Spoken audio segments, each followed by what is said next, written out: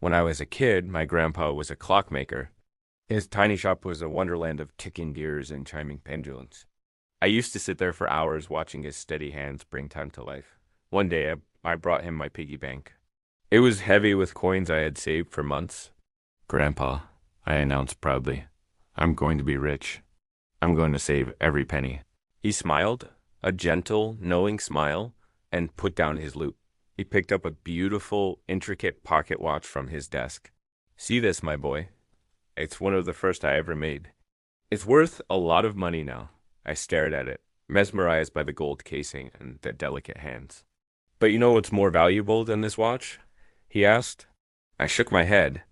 He pointed to a wall covered in faded photographs. There he was, younger, standing on a mountaintop, laughing with my grandma on a beach, holding my dad as a baby. Those, he said softly.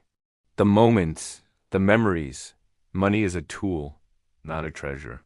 It's meant to be used to build a life, not just sit in a vault. He then told me about his own father, who had worked his entire life, saving every cent.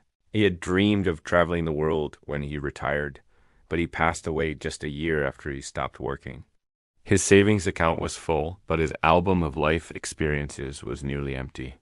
He saved his money, Grandpa said, his voice a little sad, but he lost his time.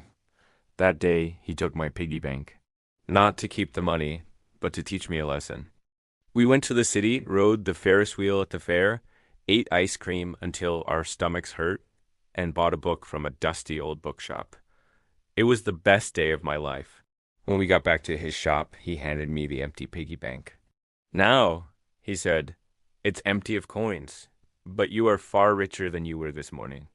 You've invested in a memory, and that's an asset that never depreciates. I never forgot that lesson. My grandpa wasn't against saving, not at all. He was against hoarding life. He believed true wealth wasn't measured by your bank balance, but by the richness of your experiences and the strength of your relationships. He taught me to invest in things that money can to buy back, time with loved ones, new adventures, and learning new things. Over the years, I've seen so many people chase money, thinking it's the ultimate prize, only to realize they've missed out on life itself. They trade their health, their time, and their relationships for a number on a screen, but a clock only ticks forward. You can't rewind it.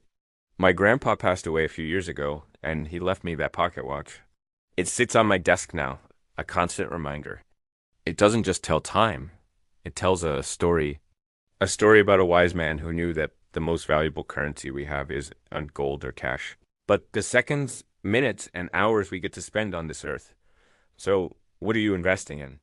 Are you building a portfolio of stocks or a portfolio of memories? Don't wait for retirement to start living. Use your resources to build a life you love today. Buy the concert ticket. Take the trip. Learn that skill you've always dreamed of. Invest in people. Invest in experiences. Because in the end, the stories you can tell will be worth far more than the money you have saved. Thanks for watching. If this story resonated with you, give it a like and subscribe for more. What's one experience you're glad you invested in? Share it in the comments below.